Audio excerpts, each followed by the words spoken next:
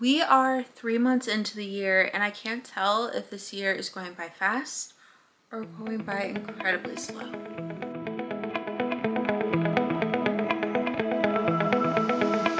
Hi everybody, welcome to another video for Darling Little Writer.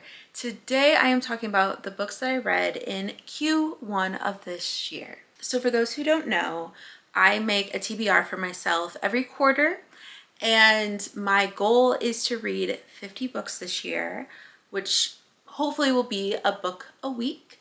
Have I accomplished that so far? No, but that's okay. I'm getting there.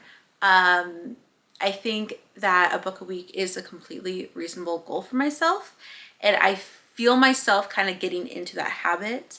I just find that if there is a week where I just can't find the time or I'm a little lazy with it, that I then try and catch up and trying to read more than I normally do, and then my brain gets a little fried, and then the following week I'm like, and it's just kind of an ever-ending cycle. So even though I have said all that, I do have some ideas for catching up on my reading, so we'll see how that goes. But today I wanted to talk about the books that I have actually read. So I started off this year with reading Sally Rooney. I have her first 3 books that I read. I am reading Intermezzo right now, so I don't want to speak on that one yet.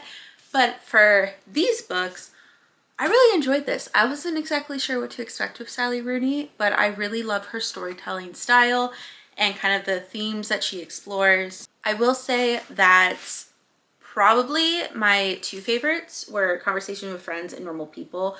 I feel like these are some of her best books that I've read so far. Beautiful World, Where Are You? I like this book. It was interesting, but it just didn't grab my attention like the other 2. I really like the exploration of relationships with these books, and, you know, whether it be romance or friendships, I just thought it was really interesting. I think all these books had a little bit of both, and it was a very young kind of feeling to it, an idea of love and romance and friendship, and kind of what you're thinking when you're younger about those things, you know, versus maybe when you get a little bit older. And I really enjoyed these. I thought it was a great way to start off the year. So Conversations with Friends really focuses on the friendship between Frances and Bobby. They are best friends, and I guess they did used to date, and then they're both women, by the way, and but they broke up, and then they remained friends, and then they have kind of, or at least Frances has kind of her own little relationship going on with this married guy, Nick. And it's really interesting to see that all play out in a very kind of messy way, but there's still a lot of like love and understanding and respect that the characters show each other, even though there is a lot of like going on and a lot of feelings hurt. And I just thought it was just really interesting. It's 2 of the characters are Frances and Bobby are in college, and getting like this book really did kind of take me back to college and like post grad years, like the few years following it, and just how messy and unsettled though that time of your life can be. And I don't know, it made me kind of miss college a little bit, and going to like readings and being in a writing class and all that. So I really like Conversation with Friends. I think it pulled kind of at some themes that I really enjoy. Normal People follows this guy and girl who hook up in high school and kind of build this friendship, but kind of don't, and then they end up going to the same college and are friends there, and they date, and then they break up, and it's just very much back and forth, kind of a will they won't they end up together kind of thing. They kind of come from 2 different worlds. So it's Marianne, and I'm realizing I don't know exactly how to pronounce the guy's name. Is it Connell or Connell? Connell? I don't even know what I said in my head with these 2. Connell? I'm gonna go Connell. Connell. Okay. Connell and Mary Ann basically are the two protagonists of this story. You kind of go back and forth between their perspectives, which I really do enjoy. I love those type of books. And basically in high school, Mary Ann was kind of an outcast. She was bullied. She was made fun of. Connell is like this, he's a jock, right? He's a popular kid. I think he's a jock. Sorry, it's been a couple of months since I read this. But yeah, he's popular, right? He runs with a popular crowd. And they end up hooking up because Connell's, I swear to God, is that really his name? I think in my head, I was reading Connor. Anyway, Connell, basically, his mom is Mary Ann's family's cleaner, because Mary Ann comes from kind of this rich family. Connell is more working class, and it's not really until college when that class difference really clashes with them. In high school, Connell kind of had the upper hand because he had popularity status, which in high school is, you could argue, is a form of currency more so than like actual class and money. Class and money probably do play a role in popularity in some aspects. I know you could argue that, but I mean, popularity in itself is a currency in high school. You could probably argue, and it's definitely treated like that in this book. So I think he kind of had the upper hand in high school, but then it's flipped in college, and they date other people, they date each other, and it's really interesting to see this relationship grow and evolve and change, and really wait to see like if they end up together. And I thought a lot of the stuff that they discussed was really interesting, and a lot of things that I think affect a lot of different relationships. I do think that like communication, I think, is sort of an issue between them, but instead of it just being like, oh, we didn't communicate, so now there's a misunderstanding. I think because there are some misunderstandings, but I think you understand why they didn't communicate, and a lot of it has to do with how they see themselves, how they feel about themselves. What are touchy subjects for them? What are they kind of afraid to address in their own life, and so they don't really want to talk about it with someone else. I think that is really something that's explored in this book, and I really enjoyed it. I know this one is kind of considered, I think, one of her best. Again, I would agree, but I also really like Conversation with Friends. Beautiful World, Where Are You? Focuses on these two different relationships. So there's these best friends, Alice and Eileen, and then they're each dating or romantically involved with somebody. Alice with Felix, and Eileen with Simon. And you kind of see those relationships and how they evolve and how they've kind of grown apart over the years, because Alice and Eileen knew each other in college, and then after that they live in different areas, and they kind of went on different paths, and they're trying to kind of find their way back to each other.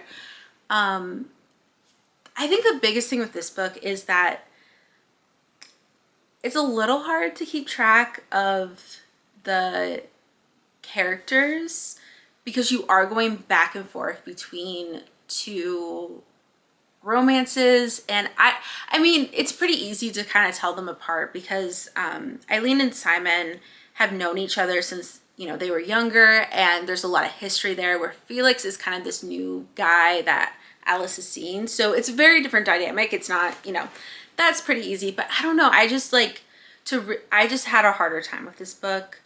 But I still like this book. I think it's, if you want to explore Sally Rooney and really read all her books, this is not going to be that painful to get through. I think it is a little bit longer. It did take me a little bit longer to get through, but it's still pretty good.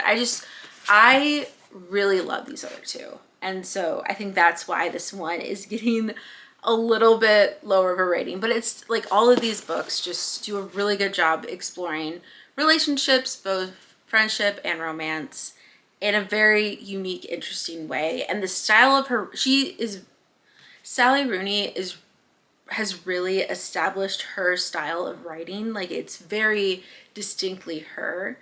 And I really respect that as, you know, a writer myself.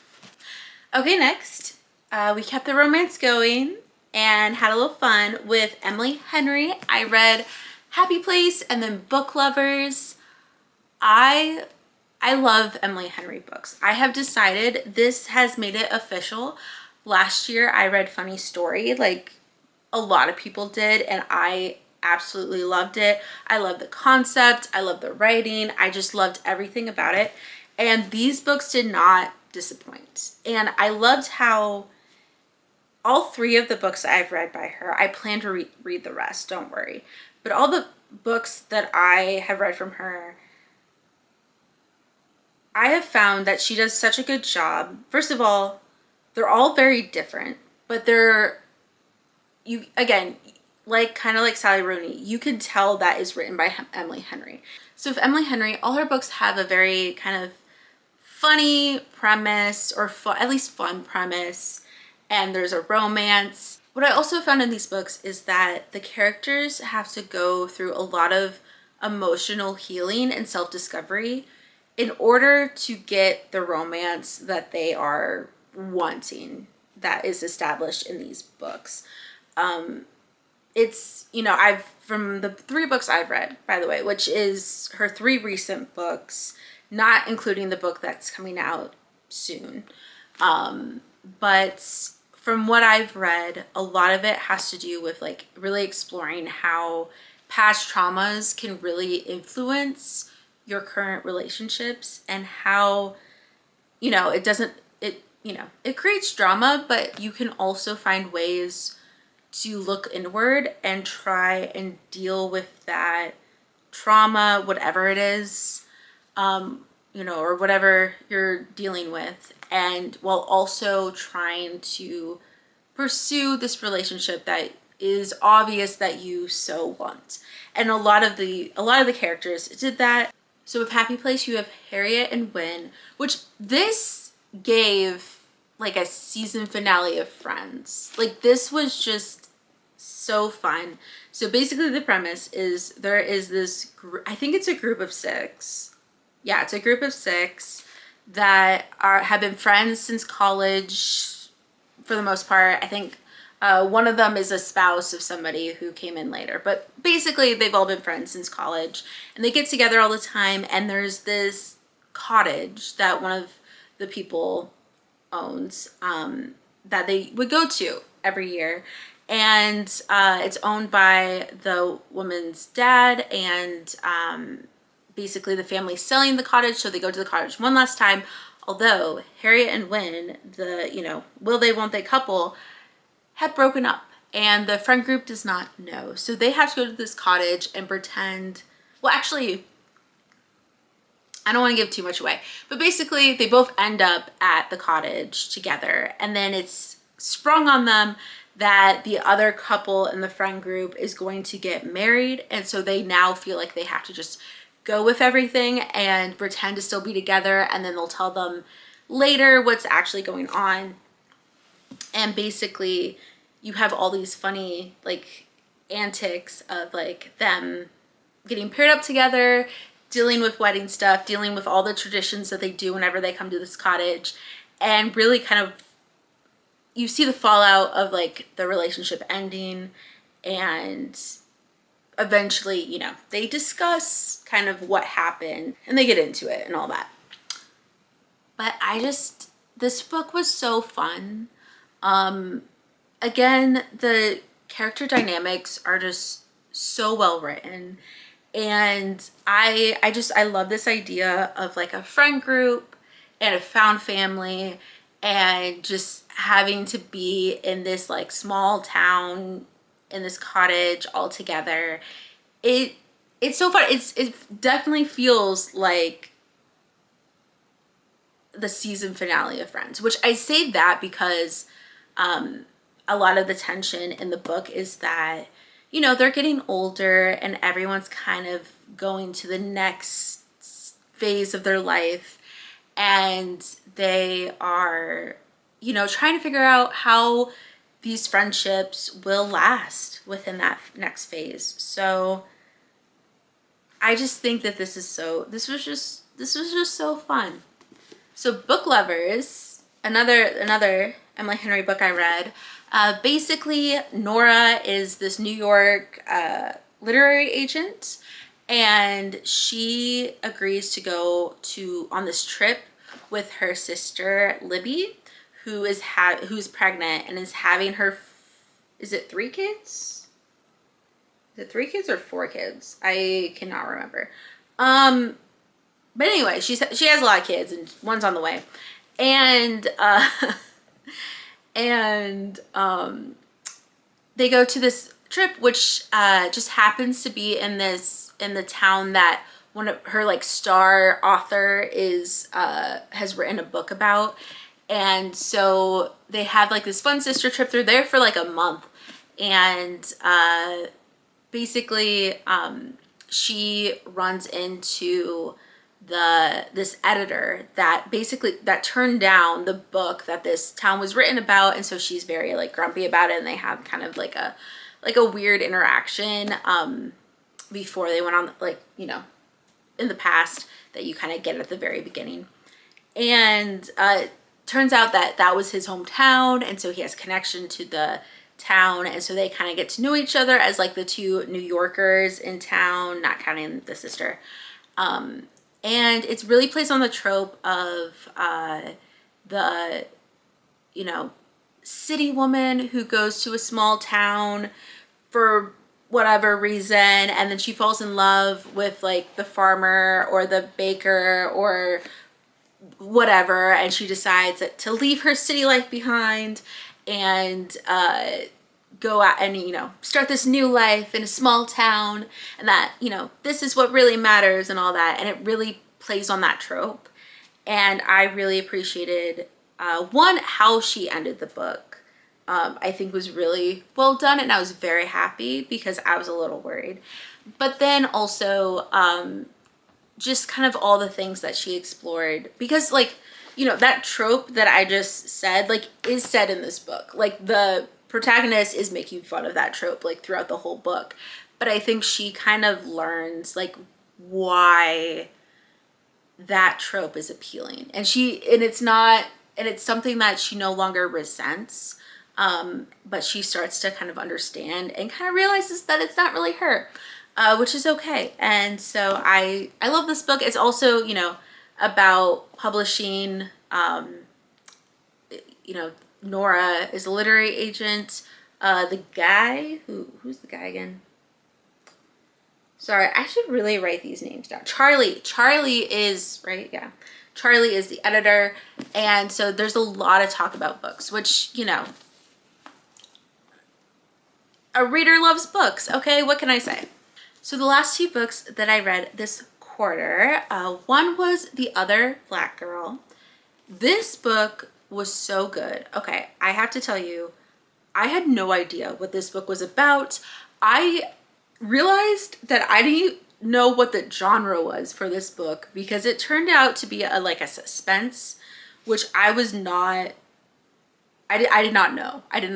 All I had known before this book is I was aware of it. I had heard good things. I hadn't heard anything else, but I was actually really glad that I hadn't heard anything else, because the ending, and there's a twist, like, you know, I don't want to give anything away, because I do recommend you read this book, because it's one of those books that you have to experience. And the ending got me, and I was like, I did not see that coming. I'm a little confused, but this is entertaining. And my only like critique of this book is I wish that we could have sat in that ending a little bit more and gotten more answers and gotten a little bit more interaction with the characters and kind of seeing like what is going on but I understand that why they didn't do that. And it kind of left you wanting more. It kind of left you like with like more questions. And I don't think that's a bad thing. And I really enjoyed this book. And I recommend it. And then the last book that I just finished is Rebecca Not Becky. Again, I picked this book out, or this book stuck out to me because my name is Rebecca, but I do go by Becky. And but it is, you know, it has kind of it has like more of a serious tone, but it is very like, there's a lot of humor in it as well. But basically it deals with racism, interracial friendship, and just kind of what that means, and also looks at privilege and white privilege and all that. And I really okay, to be honest, at first this book it was a little rough at first, just because honestly the white people were a little annoying, but I really think the message here and kind of the things they explore is really interesting. This book again has parallel points of view. You hear from Rebecca, and then you also hear from DeAndrea, who her and her family just moved to this very predominantly white town because her husband's mother has been diagnosed with dementia, and there's a really good facility in the town, so they moved there to be closer to her so she could get the help that she needed from this really good facility.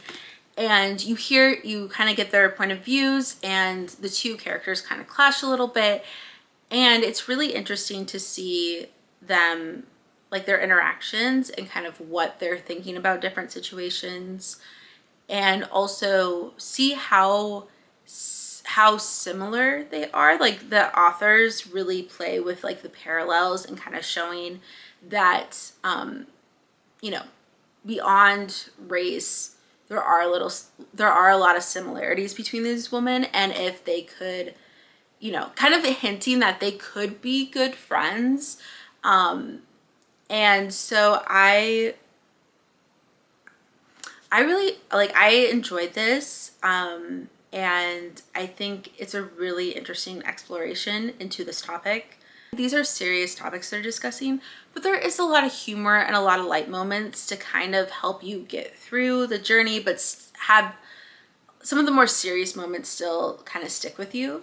And so I really appreciated this book. And that's all I have for my Q1 recap. Again, there were a lot of other books that I wanted to read this quarter. I'm gonna try and do some fun readathons to try and catch up with those books, and while also still staying up to date with my next quarter TBR, which I'll have a video on that coming later this month. But thank you guys for tuning in. Feel free to let me know if you've read any of these books, what you thought of the books, and I'll be back with another video. Bye!